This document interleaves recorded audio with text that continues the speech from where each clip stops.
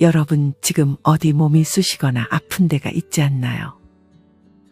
이렇게 아픈 몸 때문에 다른 일도 더 하기 싫어지고 정신까지 힘들었던 경험 있으실 것입니다. 우리는 보통 마음이 힘들면 몸까지 안 좋아진다고 생각합니다.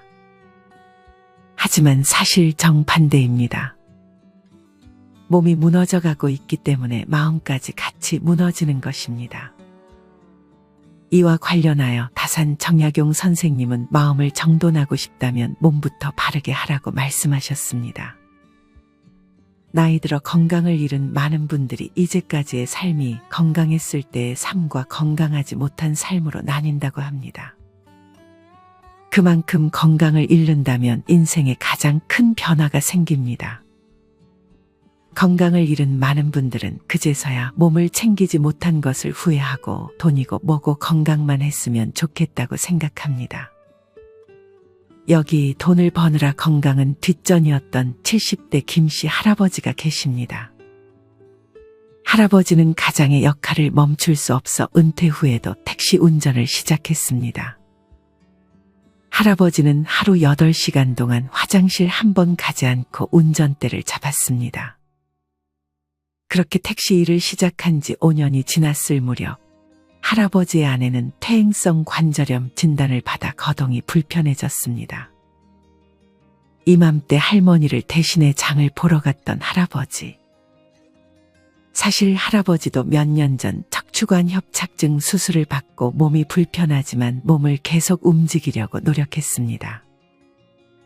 장을 보러 가는 것도 운동 삼아 집에서 15분 거리에 있는 시장에서 장을 봤습니다. 아이고 다리야.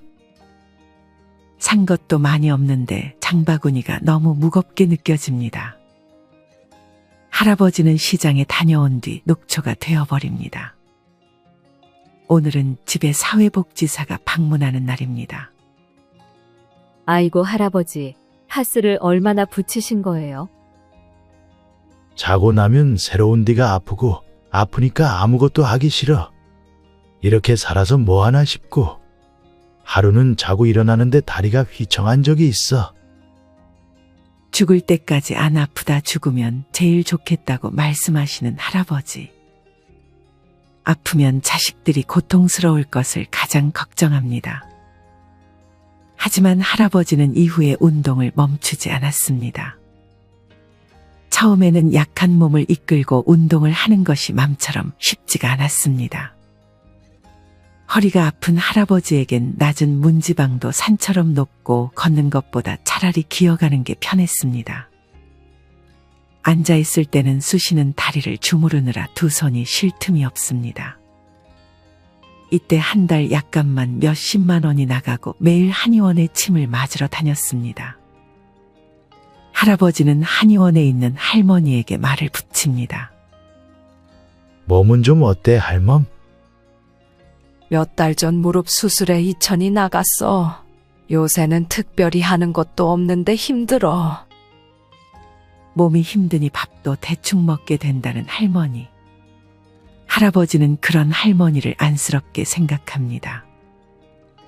이후 5년이 지난 지금 할아버지는 매일 15,000보씩 걸으며 건강을 많이 회복했습니다. 걷기만으로는 근육을 키울 수 없다는 의사 선생님의 조언에 따라 주 2회씩 하체 근력 운동도 해줬더니 몸이 많이 좋아졌습니다. 할아버지는 하루빨리 이렇게 건강을 챙기지 못한 것을 후회하고 있습니다. 여러분은 김씨 할아버지를 보며 어떤 생각이 드시나요? 사실 몸이 아프지 않을 때는 몸을 신경 쓰는데 나의 체력을 쓰지 않습니다. 특히나 경제적으로 힘든 상황이라면 더더욱 몸 관리는 뒷전이 됩니다. 물론 나이 들어 경제력도 중요하지만 사실상 우리가 굶어 죽을 확률은 거의 없다고 합니다. 옛말에도 건강한 거지가 병든 왕보다 낫다는 말이 있습니다. 건강은 행복의 원천입니다. 우리가 남은 인생을 즐길 수 있으려면 건강해야 합니다. 맛있는 음식을 맛보려고 해도 아프면 소용이 없고 밋밋한 죽만 먹어야 합니다.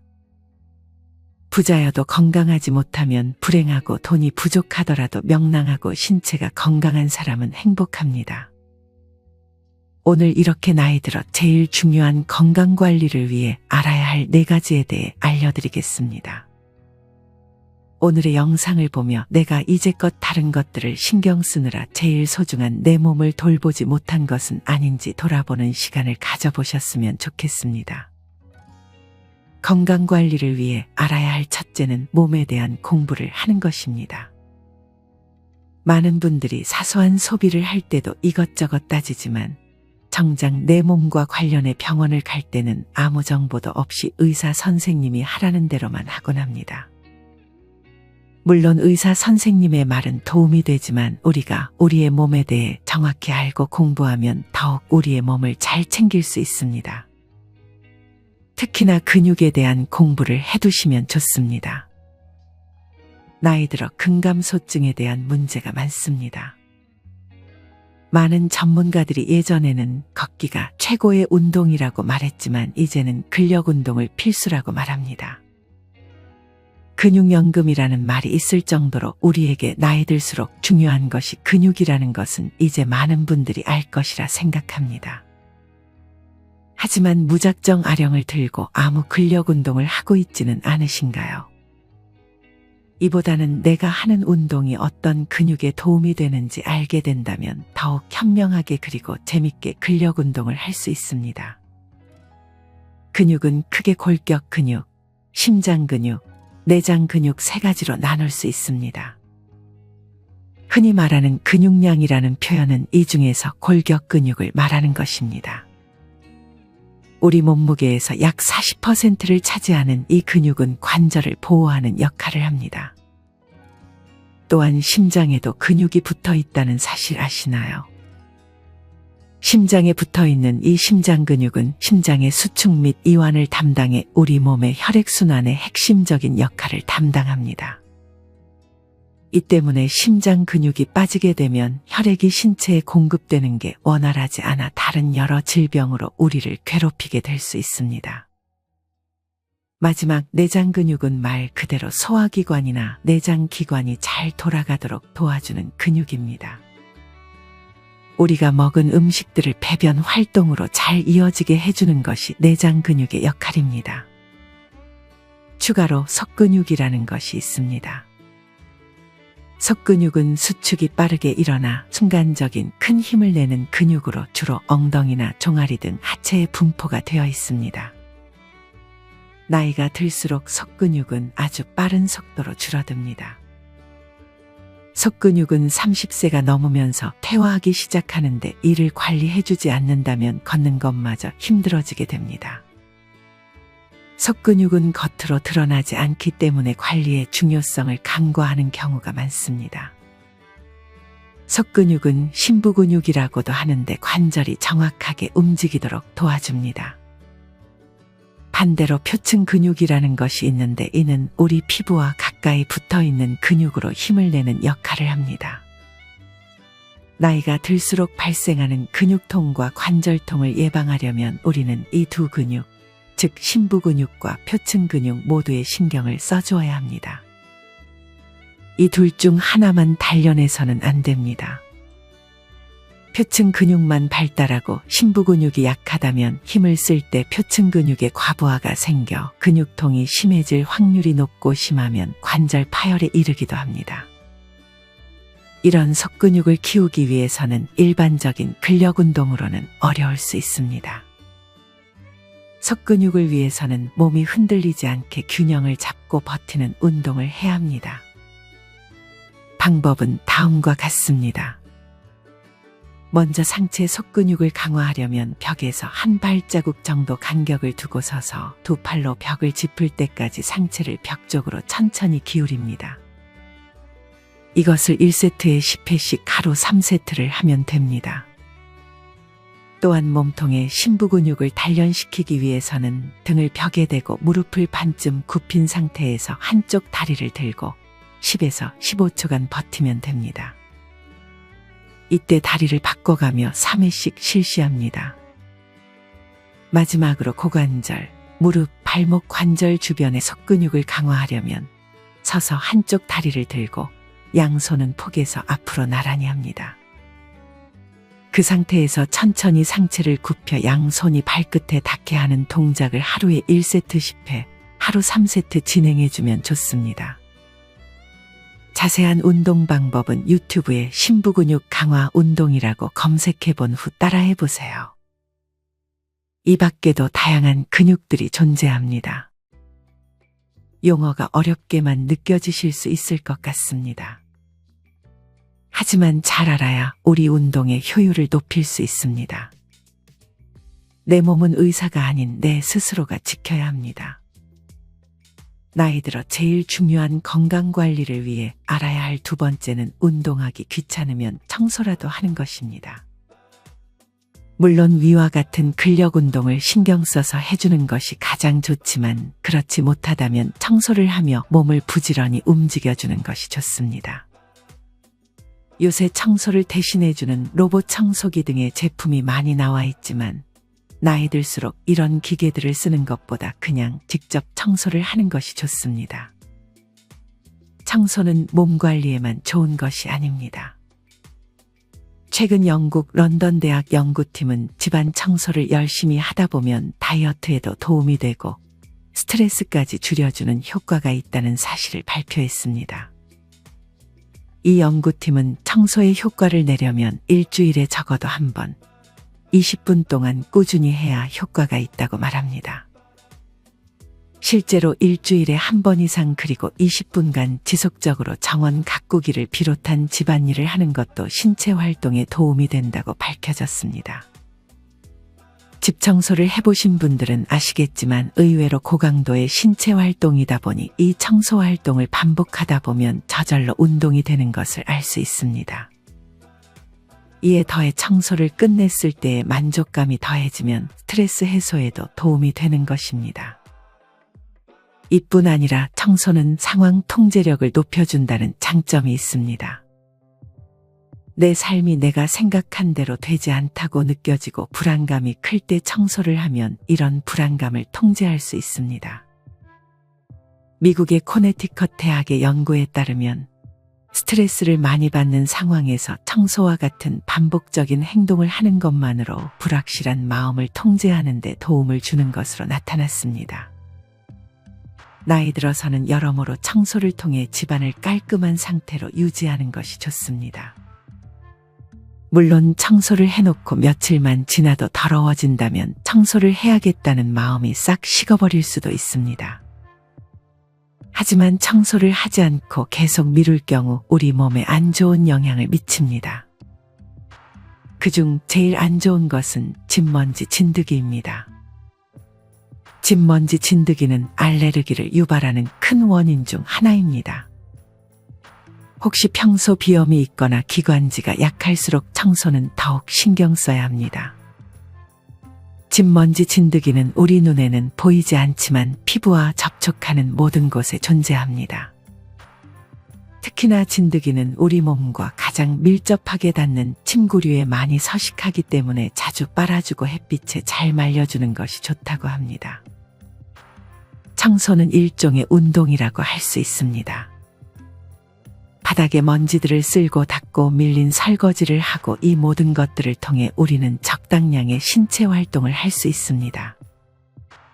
뿐만 아니라 무언가를 끝냈을 때 오는 스트레스 해소와 만족감은 우리의 정신 건강에 큰 도움을 줍니다. 이처럼 운동을 하기 귀찮을 때는 청소를 해보세요. 청소도 아주 좋은 운동 중 하나라는 사실을 기억하고 청소를 통해 신체 활동뿐 아니라 청결함과 정신 건강까지 다 챙길 수 있다는 사실을 기억하시길 바랍니다. 나이 들어 제일 중요한 건강관리를 위해 알아야 할 세 번째는 살아있는 채소를 자주 섭취해주는 것입니다. 무병장수에 대한 기대가 높아지고 있는 요즘 살아있는 과일 채소식에 대한 관심이 높아지고 있다고 합니다. 아마 우리 모두는 죽기 전까지 아프지 않고 싶다는 바람이 있을 것입니다. 특히나 요즘 들어 대사증후군이라는 것이 건강상에 큰 화제가 되고 있다고 합니다. 대사증후군이란 고혈압, 비만, 당뇨병, 고지혈증 등 위험한 성인병들이 한 사람에게 동시다발적으로 나타나는 현상을 말합니다. 당뇨병 환자 중 50에서 60%에서 고혈압이, 70에서 80%에서는 고지혈증이, 60%의 환자에게서 복부 비만이 발견되고 있다고 합니다. 흔히 대사증후군의 원인은 비만으로 알려져 있습니다. 최근에는 젊은 사람들에게도 이 증상이 증가하고 있습니다. 예전에 레몬 디톡스나 해독 주스가 열풍이었던 적이 있습니다. 많은 분들이 독소를 배출하는 것이 중요하다는 것을 알면서 디톡스 열풍이 불었던 것입니다. 사실 여기서 말하는 독소는 특별한 것을 의미하는 것은 아닙니다. 독소는 잘못된 식습관 및 만성 피로, 스트레스 등으로 인해 알게 모르게 체내에 쌓이게 되는 노폐물을 말합니다. 독소가 잘 배출되지 않으면 우리 몸 곳곳에 독소가 축적되어 면역력을 떨어뜨리고 더 나아가 만성 피로, 기억력 감퇴, 어지럼증 및 알레르기 등의 피부 질환을 유발합니다. 이런 이유들로 독소를 제거해 주는 것이 중요한데 이때 과일과 야채가 독소를 배출하는데 매우 효과적이라 합니다. 특히나 생강, 마늘, 레몬, 양배추, 비트 등이 도움이 됩니다. 과일의 경우 식후에 먹게 되면 발효가 일어나 부패되기 쉽습니다. 이는 과일 자체의 문제라기보단 가공식품 섭취 후에 과일을 먹어서라고 합니다. 이때 혈당이 올라가 인슐린 분비가 촉진되는 것입니다. 이런 이유로 식후에는 가급적 과일을 자제하는 것이 좋습니다. 전문가들은 식후 3-4시간 후 간식으로 과일을 섭취하는 것을 권장합니다. 또한 아침에는 수분이 많은 수박이나 포도가 좋다고 합니다. 분당 서울대 병원 가정의학과 조은별 교수님은 아침에는 위장에 자극이 덜 가고 당 관리가 필요하거나 위가 좋지 않다면 공복에 과일 섭취는 피해야 한다고 말합니다. 저녁에 도움이 되는 과일은 바나나입니다. 바나나에는 숙면에 도움되는 성분들이 많이 포함되어 있습니다. 키위나 체리도 좋고 다만 산도가 높은 사과나 감귤은 자기 전에 먹는 것은 피하는 것이 좋다고 합니다. 많은 분들이 살아있는 채소 과일을 먹는 것이 좋다는 사실은 알 것입니다. 심지어 착즙을 하면 좋은 영양소가 다 빠져나가기 때문에 착즙을 해 먹지 않고 그냥 야채나 과일을 씹어 먹는 분들도 많습니다. 물론 착즙 주스를 마시고 효과가 있었다 말씀하시는 분들도 많습니다. 사실 씹어 먹는 것보다 착즙을 해서 먹는 것이 편한 것도 사실입니다. 예전에 이런 과채식 식단이 처음 나왔을 때 많은 사람들이 풀만 먹어서 어떻게 건강을 지킬 수 있는가라고 생각했다 합니다. 하지만 이런 과채식 식단이 좋다는 증거가 마구 나오면서 아직까지도 세계 각국에서 과채식 연구가 이루어지고 있습니다. 물론 과일, 채소만 먹는 것보다는 다양한 영양소를 같이 섭취해주면서 살아있는 과채 식단을 포함해주는 것이 좋습니다. 나이 들어 제일 중요한 건강관리를 위해 알아야 할 마지막 4번째는 하루에 2끼만 먹는 것입니다. 언제부턴가 삼시세끼를 먹는 것이 당연시 되었지만 활동량이 많이 적어진 현대에는 2끼만 먹어도 충분하다고 전문가들은 말합니다. 물론 식사량을 무조건 줄이는 것이 정답은 아닙니다. 이는 사람마다 다릅니다. 하지만 대부분의 사람들은 필요한 양보다 많이 먹게 되는 경향이 있습니다. 예전에 하루 3끼가 내 몸을 망친다라는 도서에서는 하루 2끼만을 먹는 생활을 시작하면 처음에는 공복감을 느낄지 모르지만 공복때일수록 백혈구가 힘도 세지고 면역력도 증가한다고 말합니다. 113세로 2009년 당시 세계 최고령 남성이었던 미국의 윌터 브루닝은 하루 2끼만 먹고 과일과 물을 많이 섭취한 것을 장수의 비결이라고 말했습니다. 신문에 따르면 브루닝은 정해진 시간 아침 6시 15분에 일어나 7시 30분에 계란과 토스트, 팬케이크 등을 곁들여 성대하게 아침 식사를 하고 점심까지는 먹지만 저녁을 먹지 않았다고 합니다. 브루닝은 저녁을 굶는 습관을 들이는 것이 좋다고 강조했습니다. 예전 원시시대 때는 저녁에 하루 한 끼를 먹는 것이 일반적이었지만 평균 수명이 20대 중반이었던 것을 감안하면 이는 좋은 식사법이라 할 수는 없습니다. 이후 찰기 시대의 본격적인 농경 문화의 발달로 수확량이 많아져 두끼 생활이 시작되었다고 합니다. 시간이 많이 지나 산업혁명이 시작되면서 하루 3끼 식사가 시작되었다고 합니다. 하지만 이는 초기 산업혁명의 부작용으로 인간을 기계처럼 노동시켰을 때였습니다. 아주 고된 일을 시켜야 했기에 하루 3끼를 주었던 것입니다. 이 습관이 남아 현대인들은 아직도 3끼를 먹고 있는 것입니다. 앞서도 얘기했지만 산업혁명 그 당시보다 우리는 활동량이 줄었습니다. 그래서 하루 2끼 식사가 적당하고 건강을 위한 식사법이 될 수 있습니다. 하지만 2끼를 먹었다고 해서 그 2끼를 과식해서 먹으면 안 됩니다. 3끼를 먹더라도 식사량을 조절한다면 3끼를 먹는 것이 좋을 수 있습니다. 만약 끼니를 줄이는 대신 폭식을 한다면 오히려 3끼를 다 먹는 사람보다 대사증후군의 위험도가 높다고 합니다. 이처럼 몇 끼를 먹느냐가 중요한 것이 아니라 일정한 시간과 일정한 양이 더 중요합니다. 위장이 쉬면 몸이 건강해진다는 사실을 이해하고 과식을 피하는 습관이 건강에 많은 도움을 줄 것입니다. 오늘은 노후의 건강관리를 위해 실천해야 할 4가지에 대해 알려드렸습니다. 첫째는 몸, 특히 근육에 대한 공부를 하는 것. 둘째는 운동이 귀찮으면 청소로 대체해 주는 것. 셋째는 살아있는 과채식 식단을 늘리는 것. 마지막 넷째는 하루 2끼 적당한 양을 섭취하는 것입니다. 건강은 나이 들어 돈보다 조금 더 중요하다고 생각합니다. 너무 강박적으로 건강에 신경 써 스트레스 받는 것은 피해야겠지만 어느 정도 건강에 집착하는 것이 좋은 것 같습니다. 다 아는 얘기일지라도 오늘 영상의 내용을 다시 한번 인지하고 실천하지 못하는 것들이 있다면 하나만이라도 실천해 보셨으면 좋겠습니다. 우리 모든 구독자분들의 건강한 노후를 응원하겠습니다. 이상으로 오늘의 영상을 마치겠습니다. 다음에 더 좋은 내용으로 찾아뵙겠습니다. 감사합니다.